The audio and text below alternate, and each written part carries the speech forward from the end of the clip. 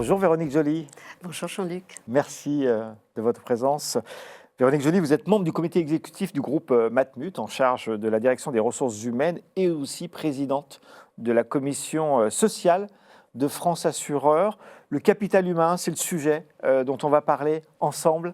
Il est au cœur de la stratégie RH du groupe Matmut. Comment travaillez-vous aujourd'hui à renforcer l'attractivité de votre groupe, notamment via la marque employeur ? Oui, alors l'attractivité, c'est un vrai sujet parce qu'il ne suffit pas d'avoir de belles politiques RH, il faut le faire savoir. Et j'entends ça dans attractivité, compétitivité, notre promesse employeur. Alors, on la travaille via une démarche complètement cohérente par rapport à notre territoire de marque pour adresser et servir le plan de recrutement du groupe. C'est à peu près 1000 postes par an que nous offrons sur le marché de l'emploi. Et en complément, c'est à peu près plus de 500 postes ouverts à la mobilité interne. Donc 1500 opportunités à pourvoir et on a besoin évidemment d'aller chercher des candidats, de faire connaître notre projet. Et en interne, cette démarche employeur qui est incarnée par des collaborateurs ambassadeurs qui expriment l'intérêt de leur mission en disant que ça n'est pas juste un métier. C'est le nom de la campagne, pas oui, juste un métier. Absolument, en cohérence avec la baseline du groupe Matmut sur une assurance qui est plus juste pour tous. Et cette incarnation par les collaborateurs, c'est l'effet miroir aussi pour, en interne, notre fierté d'appartenance. Et on vient de recevoir notre baromètre d'engagement 2025 et on a 85% des collaborateurs qui sont fiers de travailler à la Matmut. Et donc, c'est tout ce sujet à véhiculer de façon cohérente et pertinente pour être connu comme un groupe attractif. Le groupe Matmut est engagé dans une dynamique de transformation RH. Quels sont les quelques chantiers ou les grands chantiers en cours pour accompagner cette trajectoire ? Je vais en citer 3, il y en a d'autres, mais 3 majeurs. On est sûr de ne pas se tromper, c'est des fondamentaux. La dynamique sur les parcours professionnels, parce qu'on vient d'évoquer notre capacité à recruter, à créer de l'emploi, mais nous fidélisons aussi, c'est-à-dire que les collaborateurs... Il faut les garder. La plupart des collaborateurs font toute leur carrière à la Matmut ou une grande partie de leur carrière. Donc le sujet de la motivation au long cours, de la proposition interne est un sujet. Et donc on souhaite décloisonner nos filières et travailler cette dynamique de parcours. Et on a déjà effectivement une belle maturité sur le sujet, mais on veut renouveler encore une fois le dispositif. Le deuxième sujet, c'est les systèmes de reconnaissance. Alors souvent, c'est des sujets que les DRH n'abordent pas parce qu'on pense au salaire. Oui, c'est ce que j'allais évoquer. Oui, mais le salaire est au cœur des dispositifs fondamentaux. Et quand on pense à sa mission, à son travail, on pense aussi à sa motivation. Donc on a toute une refonte des politiques salariales avec un équilibre entre un volet collectif, un volet individuel.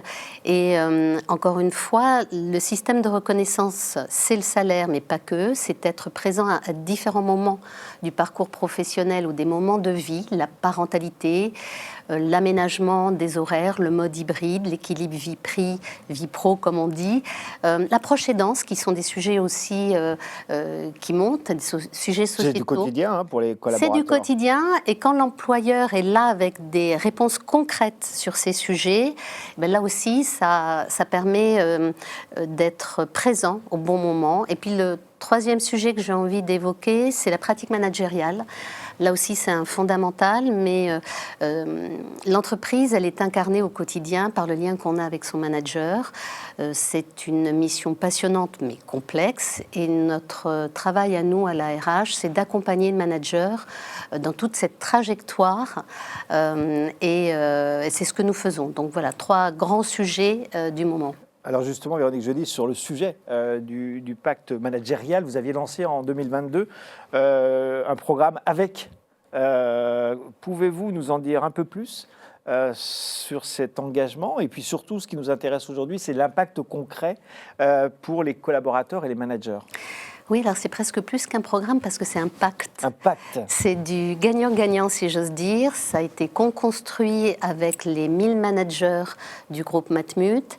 Et il s'est agi pour nous de clarifier, de façon simple 4 grandes postures autour de la mise en mouvement, autour de la coopération, de la compétence et de la valorisation des compétences, et puis surtout de la communication du sens, pour être porteur de sens en tant que manager.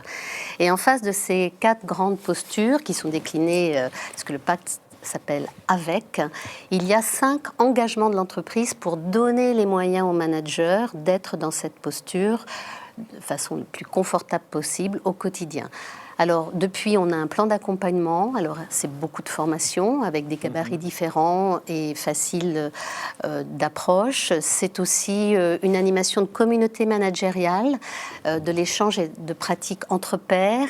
Et puis, c'est de l'ouverture sur l'extérieur pour tous nos managers avec des Learning Expeditions et différents dispositifs pour pouvoir être aussi dans cette communauté managériale.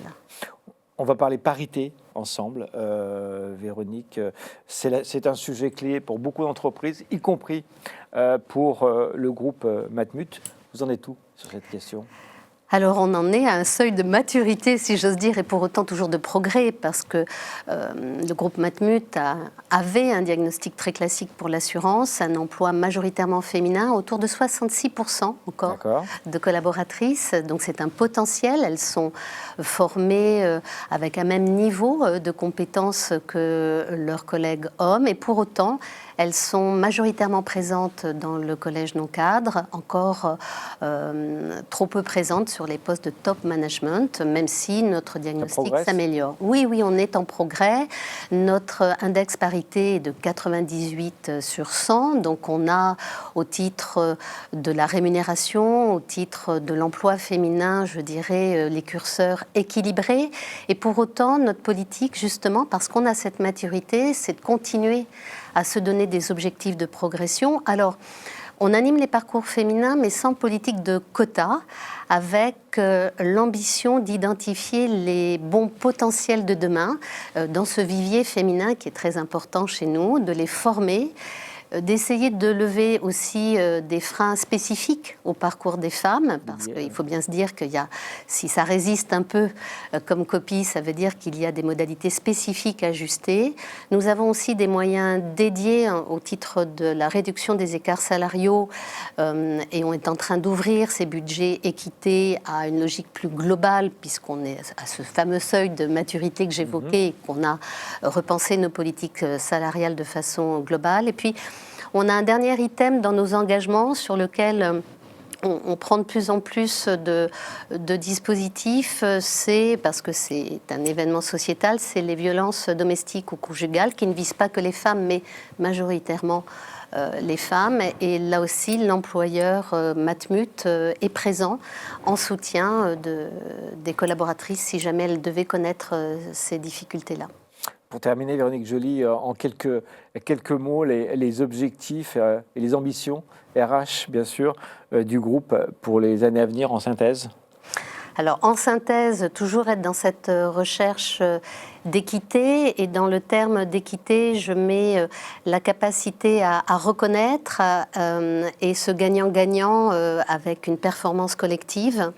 Et puis le sujet de la mise en mouvement, parce que il faut être en mouvement. Il faut être en mouvement. On a parlé de la transformation Matmut, on est très au clair sur les caps stratégiques qu'on adresse, mais plus largement, on voit bien qu'il y a aussi une transformation exogène. Je pense à l'IA qui va impacter nos métiers du tertiaire et très fortement les métiers de l'assurance. Je pense aussi à la réglementation qui vient aussi cadrer nos activités, et puis tout simplement une activité qui se déforme au titre du dérèglement climatique, et tout ça, ça fait une combinaison d'éléments à adresser, donc une volonté de rester en mouvement. Merci Véronique Joly. Merci à vous.